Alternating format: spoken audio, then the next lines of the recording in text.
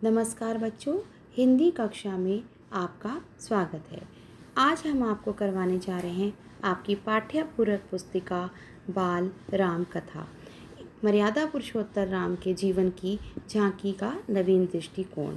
हमने आपको इस पुस्तक में जो 1 से 12 पाठ थे वो आपको बिल्कुल अच्छे ढंग से पढ़ाए। आज हम उसमें से प्रश्न उत्तर करवाने जा रहे हैं। सबसे पहला पाठ है अवधपुरी में राम।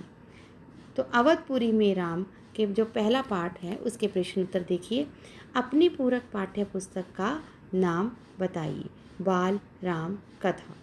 इस पुस्तक में किसकी कथा कही गई है? श्री राम की। सरयू नदी के किनारे कौन सा सुंदर नगर था? अयोध्या। अयोध्या के राजा कौन थे? दशरथ। राजा दशरथ। संतान प्राप्ति के लिए राजा दशरथ ने कौन सा यज्ञ करवाया? पुत्रेष्टि यज्ञ। यज्ञ की अग्नि से कौन प्रकट हुए? अग्निदेव। विश्वामित्र ने राजा से क्या मांगा? राम को। विश्वामित्र ने आश्रम का क्या नाम था? सिद्ध आश्रम। राजा दशरथ किस वंश के थे? रघु वंश की। रामायण की रचना किसने की? महर्षि वाल्मीकि जी ने। इस पाठ में अवधपुरी में राम, अवध में राम का जन्म हुआ। राजा दशरथ जो अपने पुत्रों को लेकर दुखी थे कि उनकी कोई संतान नहीं थी, उसके बारे में हमने आपको बताया था। तीनों रानियों के नाम बताए थे, चारों पुत्रों के नाम राम, लक्ष्मण, भरत, शत्रुघ्न। अग्निदेव के बारे में बताया कि अग्निदेव प्रकट हुए थे यज्ञ की अग्नि से। उन्होंने एक खीर का पात्र दिया जिसमें से सभी रानियों को वो खीर खिलाई गई और चौथा हिस्सा सुमित्रा रानी को खिलाया गया। फिर विश्वामित्र उनके राज्य में आए और राम को उन्होंने दशरथ से मांगा कुछ काम करने के लिए, कि उनका कुछ ऐसा कार्य था जिसको राम ही पूरा कर सकते थे। फिर रास्ते में उन्होंने सिद्धाश्रम का दिखाया। विश्वामित्र के से आश्रम का नाम सिद्धाश्रम था, जहाँ पर वो उनको लेके गए। राजा दशरथ किस वंश के थे? रघुवंश के। एक प्रश्न और था कि हमने इसमें बताया था कि रघुकुल की रीत क्या थी? प्राण जाए पर वचन ना जाए। हमने आपको इसके अलावा बहुत से एक्स्ट्रा क्वेश्चन भी करवाए हैं जो आपको याद भी हैं, और ये आपके पाठ्यक्रम में हमने कुछ निकलवाए हैं जो आपकी परीक्षा में आएंगी। अब आपका है पाठ 2 बालराम कथा का जंगल और जनकपुर, जिसमें राम को 14 वर्ष का वनवास मिल जाता, जिसमें विश्वामित्र के साथ वो जाते हैं। जंगल में ताड़का का वध होता है। उसके बाद वो वहाँ से जानकी के घर जाते हैं, और इसके बाद महर्षि विश्वामित्र ने राम व लक्ष्मण को कौन सी विद्याएं सिखाई? बला अति बला। जब विश्वामित्र राम को लेके गए तो उन्होंने रास्ते में उनको बला अति बला की काफ़ी विद्याएं सिखाई ताड़का का वध करने के लिए, जब वो काफ़ी राक्षसों का संहार करने के लिए उनको अपने साथ ले गए थे। जंगल पहुंचने पर राम लक्ष्मण को कौन सी राक्षसी मिली? ताड़का, जिसका वध राम ने किया था। ताड़का का वध किसने किया? राम ने। ताड़का वध से प्रसन्न होकर गुरु विश्वामित्र ने राम लक्ष्मण को कितनी तरह के अस्त्र शस्त्र दिए? 100 तरह के अस्त्र शस्त्र। अनुष्ठान के अंतिम दिन किसके आश्रम पर हमला किया? मारीच और सुबाहु ने।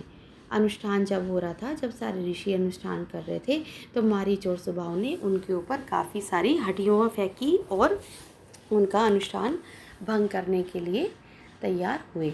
राजा जनक के पास अद्भुत वस्तु क्या थी? लेकिन इससे पहले हम आपको बता दें कि राम और लक्ष्मण मारीच और सुबाहु का वध करके आगे जब महर्षि ने उन्हें कहा कि अब हमें जनकपुर से एक न्योता आया है कि वो सीता का स्वयंवर करने जा रहे हैं, तो वे राजा जनक के पास उन दोनों पुत्रों को लेकर चले गए। सीता कौन थी? राजा जनक के बाद अद्भुत वस्तु क्या थी? शिव धनुष। सीता कौन थी? राजा जनक की पुत्री। सीता का विवाह किसके साथ हुआ? श्री राम के साथ। राजा जनक के छोटे भाई का क्या नाम था? कुशध्वज। सीता और उर्मिला 2 बहनें थीं और मांडवी और श्रुतक थी कुशध्वज की पुत्रियां थीं। राजा जनक ने क्या प्रतिज्ञा की, जो इस शिव धनुष को उठाकर इस पर प्रत्यंचा चढ़ा देगा, मैं उसी के साथ सीता का विवाह कर दूंगा। उर्मिला किसकी पुत्री थी? राजा जनक की। अभी आपको बताया कि सीता और उर्मिला राजा जनक की पुत्रियां थी और मांडवी और श्रुतकीर्ति कुशध्वज की पुत्री थी। अब इसके बाद आता है बाल राम कथा का पार्ट 3, 2 वरदान। जब सीता के साथ राम का विवाह हो गया, अयोध्या में सब तरफ रौनक ही रौनक थी और वहाँ से सीता अपने घर में बहू के रूप में आ गई, तब उनकी कैकई मंथरा ने कैकई को भड़काया कि तो और उसने कहा कि जो आपने राजा दशरथ से 2 वर मांगने हैं, उसमें एक में भरत को राज्याभिषेक और राम को 14 वर्ष का वनवास दिलवा दीजिए।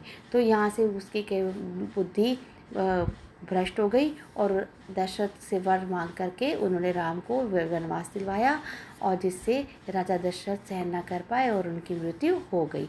तो 2 वरदान का पाठ का अर्थ यही है कि राजा दशरथ से 2 वरदान मांगे गए, जिससे उनके अयोध्या की पूरी जितनी भी नियति ने सब कुछ उल्टा कर दिया। दशरथ के मन में क्या इच्छा शेष थी? राम के राज्याभिषेक की।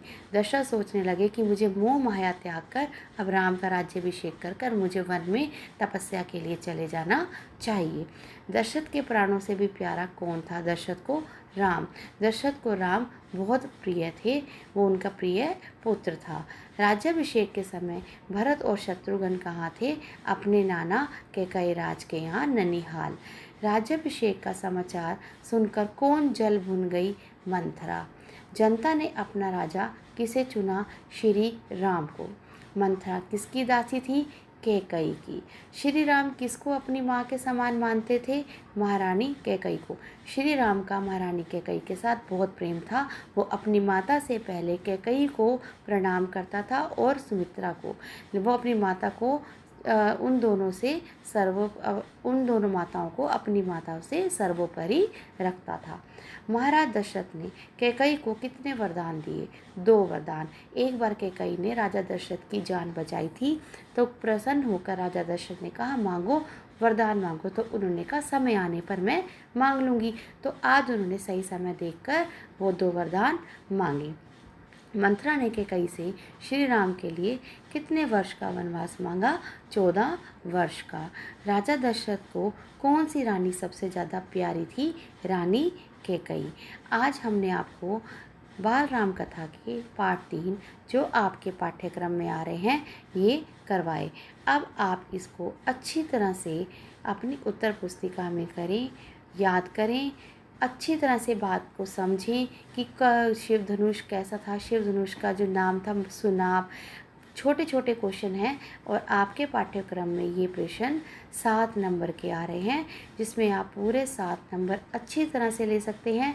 पहला पाठ जो आपका है वो था अवधपुरी में राम, जंगल और अवधपुर दूसरा पाठ, और 2 वरदान तीसरा पाठ।